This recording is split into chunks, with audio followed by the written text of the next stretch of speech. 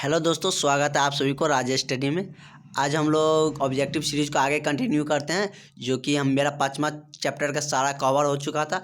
आज हम लोग 6ठा चैप्टर देखेंगे, जो कि इतिहास का है, शहरीकरण एवं शहरी जीवन। इस टॉपिक से रिलेटेड जितना भी ऑब्जेक्टिव हो गए सारे हम देखेंगे। साथ ही इसमें 2 नंबर का पूछा जाता है शॉर्ट थ्योरी, वो भी देखेंगे। इससे हमको ऑब्जेक्टिव भी कवर हो जाता है, 2 नंबर का भी कवर हो जाता है। और लॉन्ग क्वेश्चन हम सारे जितने भी सब्जेक्ट थे सबका हम टॉपिक वाइज करा चुके हैं, प्लेलिस्ट में अवेलेबल है, जाके आप देख सकते हैं।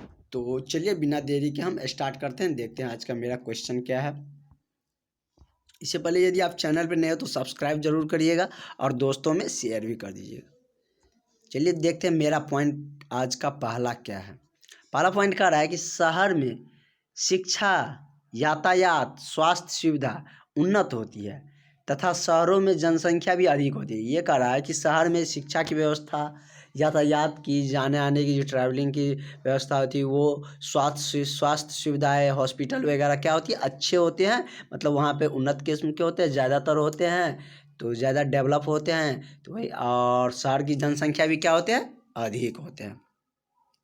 उसके बाद कह रहे हैं कि गांव की आबादी कम होती है। गांव में जहाँ देखते हैं हम लोग कि आबादी उसकी बहुत कम होती है और वहाँ का वातावरण क्या होता है, शुद्ध होता है। गांव की आबादी कम होती है, उसके कारण वहाँ पे वातावरण क्या रहते हैं, शुद्ध होता है। बहुत ज़्यादा व्हीकल्स भी, गाड़ियाँ भी वहाँ पे नहीं चलते हैं।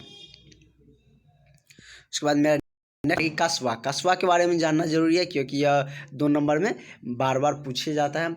ग्रामीण अंचल में जो हम लोग ब्लॉक बोलते हैं, उसमें एक छोटे नगर, एक छोटा सा, जहाँ पे बहुत छोटे से नगर, छोटा सा कुछ आदमी का एक समूह या घर कह सकते हैं, जहाँ पे हम लोग टोला ठेठी भाषा में बोलते हैं अपने लैंग्वेज में कि ये टोला है, तो उसी को हम क्या बोलते हैं। जैसे छोटा नगर है जहाँ पे अस्थाई लोग करते हैं, अस्थाई में भी क्या, एक विशिष्ट व्यक्ति का केंद्र हो। जैसे दूध वाला है तो दूध वाला ही वहाँ पे रहे, जैसे सब्जी वाला है तो सब्जी वाला, फल वाला है तो फल वाला, तो उसी को हम क्या बोलते हैं, कस्बा बोलते हैं। पुराने ज़माने का यह टर्म, पुरातन ज़माने का यह शब्द है कस्बा। उसके बाद क्या है कि गंज, गंज एक छोटी अस्थाई बाज़ार को कहा जाता है।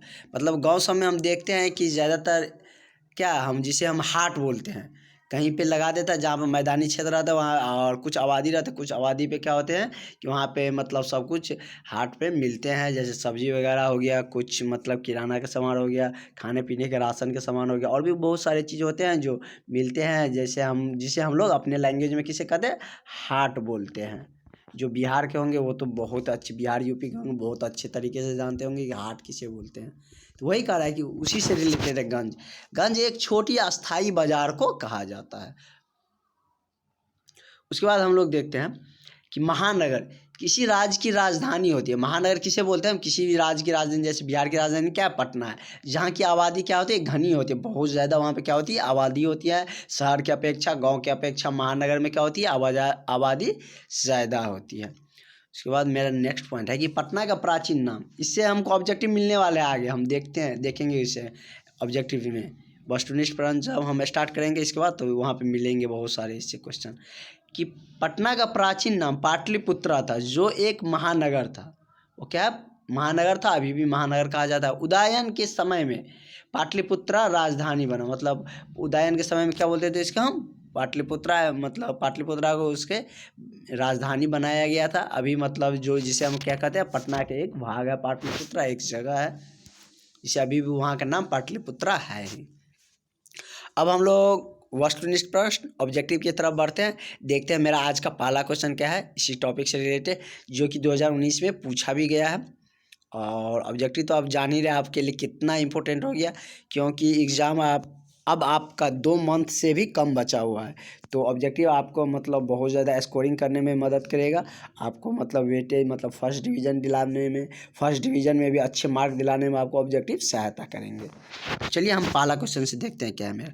पहला क्वेश्चन कह रहा है कि संजय गांधी जैविक उद्यान किस नगर में अवस्थित है। तो यह कहाँ अवस्थित है, पटना में।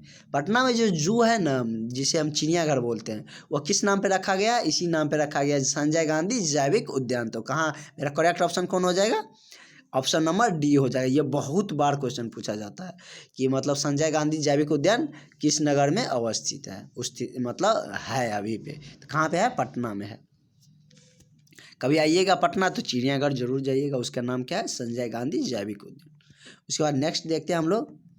दूसरा क्वेश्चन कह रहा है कि जनसंख्या का घनत्व सबसे अधिक कहाँ होती है।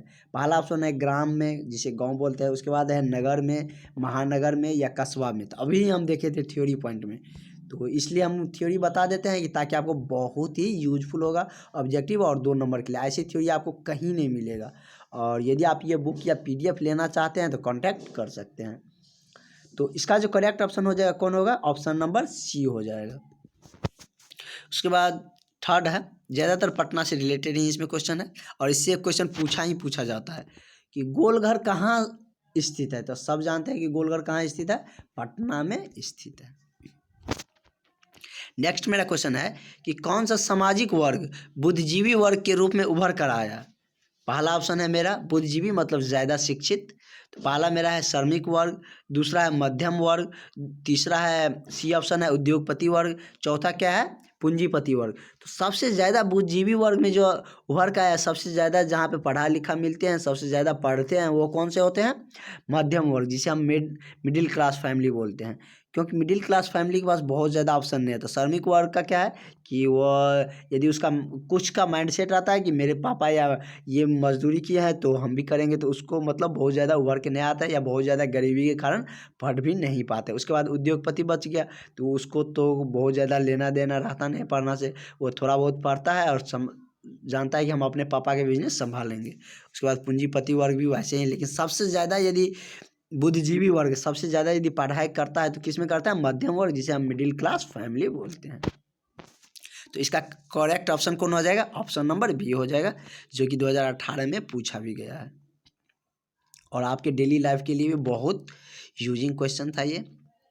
उसके बाद मेरा नेक्स्ट क्वेश्चन है, ये भी ऊपर वाले से ही मतलब थ्योरी से ही रिलेटेड है कि पटना का पुराना नाम क्या था, पाटलिपुत्रा, कुसुमपुर, अजीमाबाद, या इनमें से सभी। तो पटना का इन तीनों नाम था, मतलब इसका करेक्ट ऑप्शन कौन हो जाएगा, ऑप्शन नंबर D हो जाएगा। पटना का नाम पाटलिपुत्रा भी कुछ समय तक था, उसके बाद कुसुमपुर भी कुछ समय तक रहा, उसके बाद अजीमाबाद भी कुछ समय तक इसका नाम रहा था।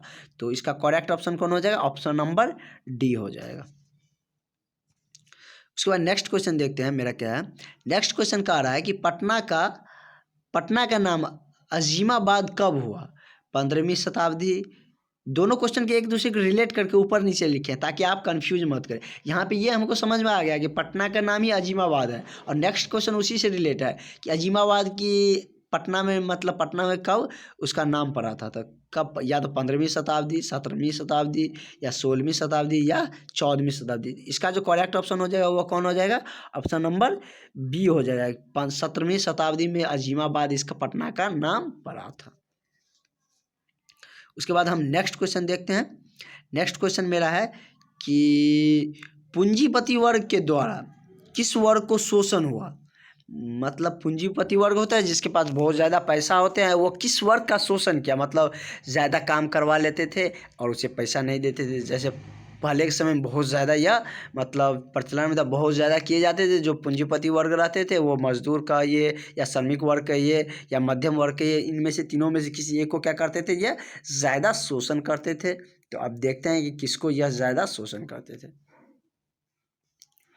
तो मेरा पहला ऑप्शन है श्रमिक वर्ग, दूसरा क्या है कृषि वर्ग, तीसरा ऑप्शन क्या है मध्यम वर्ग, और चौथा ऑप्शन क्या है मेरा इनमें से सभी। तो इसका जो करेक्ट ऑप्शन हो जाएगा वो क्या है श्रमिक वर्ग, क्योंकि श्रमिक वर्ग ही पूंजीपति वर्ग के लिए क्या करते थे, काम करते थे।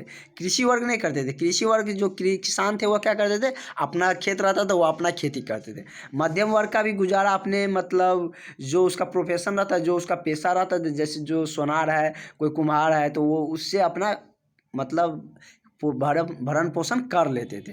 लेकिन श्रमिक वर्ग क्या होते थे, दूसरे पे ही डिपेंडेंट होते थे कि आज काम करेंगे तो कल खाएंगे, नहीं तो उसके पास खाने के लिए भी नहीं होते थे। तो इसके फ़ायदा कौन उठाते थे, पूंजीपति वर्ग। मतलब उससे बहुत ज़्यादा काम करवाते थे, उसके बदले में कुछ खाने के लिए दे देते थे, या बहुत कम के ना के बराबर पैसा मिलता था। लेकिन अभी के समय क्या है कि मतलब अभी बहुत ज़्यादा बदलाव आया है। इससे मतलब इसके विरोध में जितना भी हमारे फिलोसफर कहिए या क्रांतिकारी सब इसके विरोध में बहुत आवाज़ उठाए थे। जैसे कार्ल मार्क्स को ही ले लीजिए, उसने क्या कहा था कि सारे मजदूर एक हो, उसका नारा था। सेकंड चैप्टर में हम देखे थे कि सारे मजदूर एक हो, उसका नारा था, मतलब कार्ल मार्क्स का नारा था, ताकि क्या करे कि पूंजीपति वर्ग उसका शोषण न कर सके। तो पूंजीपति वर्ग के द्वारा किसका शोषण होता था? श्रमिक वर्ग का होता था। तो ये आपको याद रहेगा और डेफिनेटली याद रहेगा। इस तरह से हम आपको एक्सप्लेन करके बता भी दिए, जो कि 2018 में पूछा भी गया है। तो चलिए आज के लिए इतना ही रहने देते हैं, आगे हम कंटिन्यू करेंगे इसके 8वां क्वेश्चन से। Thank you.